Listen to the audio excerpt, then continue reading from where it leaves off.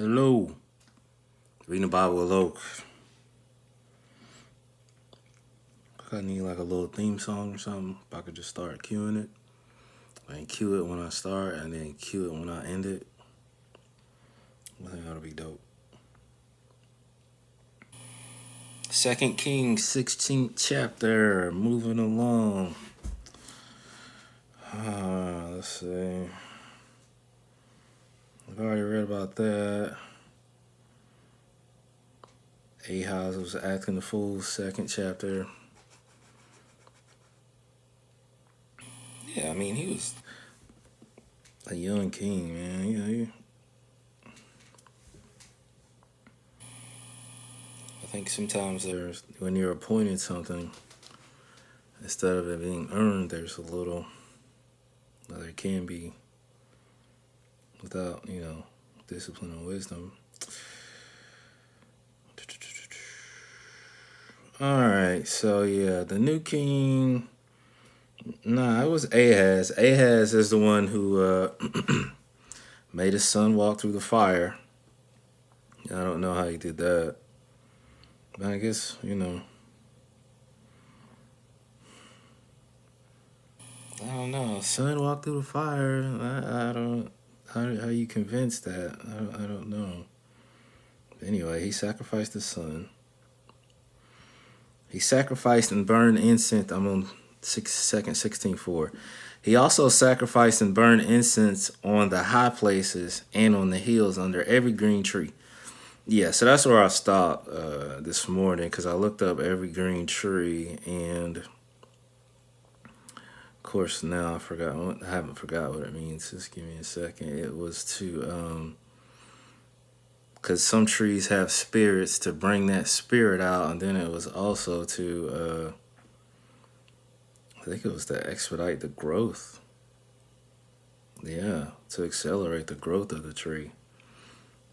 Yeah, because I'm trying to figure out why you putting incense under trees. Big ups, bro. What's that mean? All right, let's see. Then Rezin, the king of Aram, Syria, and Pekah, the son of Remaliah, king of Israel, came to Jerusalem to wage war. They besieged Ahaz, but could not overcome and conquer him. No, I don't. Where's what besiege mean? I think I'm gonna just keep dictionary on deck. Yeah. Some of y'all might not know what it means either. I don't know. I mean, I know what siege means. To siege. To siege. So I can't say it right now. Under siege. You remember with Steven Seagal? B-E-E. Boom to boom. What? It ain't nowhere. I'll spell it wrong. To surround with armed forces. To press with request. That's what my kids do. To press with request. All right. All right. Oh no. Okay. But could not overcome and conquer him. At the time, Rezin, king of Aram, recovered Elath and Edom for Aram. Oh man, gotta stop hitting that. The Armenians came to Elath and live there to this day. Okay. So, Ahaz sent messengers to Tiglath-Pileser, king of Assyria, saying, I am your servant and son. Come up and rescue me from the hand of the kings of Aram and of Israel who are rising up against me. Basically, look out for me, bro. This the same dude he gave like 100 pieces of silver, isn't it? All right, and Ahaz took the silver and gold that was found in the house of the Lord and in the treasuries of the king's house, and sent to give to king of Assyria. So the king of Assyria listened to him, and he went up against Damascus and captured it, and carried its people away into exile to Kir. That don't sound like no cool place. And put Rezin to death. Now you ain't got no gold, and you dead. Now, wait a minute. When was Damascus? You didn't kill him yet. No, I killed Rezin. Okay. Now, King Ahaz went to Damascus to meet Tiglath-Pileser, the king of Assyria, and saw the pagan altar which was at Damascus, which is apparently one of the worst ones you could worship. It's the worstest. Then King Ahaz sent a model of the altar to Uriah. Ain't that Toby middle name?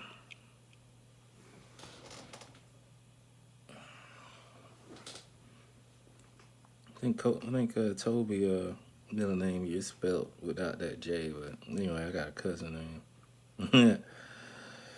Focus, right? All right, here we go. To Uriah the priest, along with a detailed pattern for all this destruction. So Brother took a picture of it and emailed it to the contractor. So Uriah the priest built an altar in accordance with everything that King Ahaz had sent from Damascus. This is how Uriah the priest made it before King Ahaz returned from Damascus. When the king came from Damascus, he saw the altar. Then the king approached the altar and offered sacrifices on it, and burnt his burnt offering and his grain offering, and poured out his drink offering, and sprinkled the blood of his peace offerings on the altar. He brought the bronze altar which was before the Lord from the front of the house temple, from between the new altar and the house of the Lord, and put it on the north side of the new altar. I'm doing the most here, man. Ahaz commanded Uriah, the one that was working on it,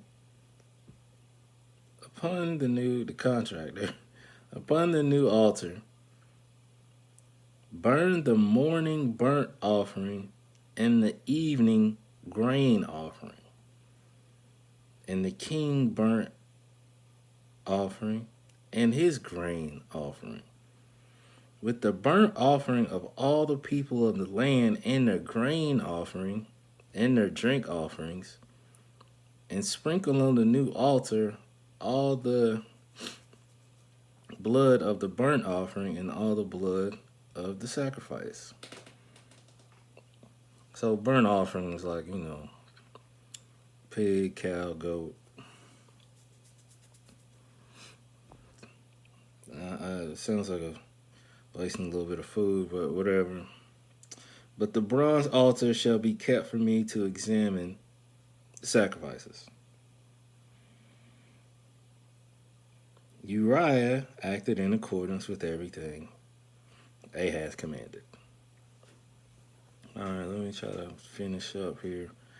Then King Ahaz cut away the frames of the basin stands and removed the basins, and he took down the sea from the bronze oxen which were under it, and put it on a plastered stone floor. He removed from the house of the Lord the covered way for the Sabbath which they had built in the house, and the outer entrance of the king, because of the king of Assyria, who might confiscate them.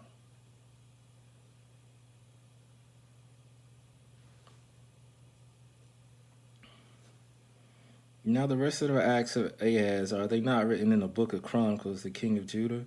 So Ahaz slept with his fathers in death, and was buried with his fathers in the city of David, and his son Hezekiah. Hezekiah. Hezekiah. You know how you... Hezekiah. Hezekiah. Alright, he became king. In the 12th year of Ahaz, king of Judah, 2:17:1. In the 12th year of Ahaz, king of Judah, Hoshea, the son of Eli, became king over Israel and Samaria and reigned for 9 years. Man, what about little buddy that just got on? You say I'm tripping? Alright. Sure, we'll touch on that next time. Alright, y'all have a good one. Reading the Bible, Loke.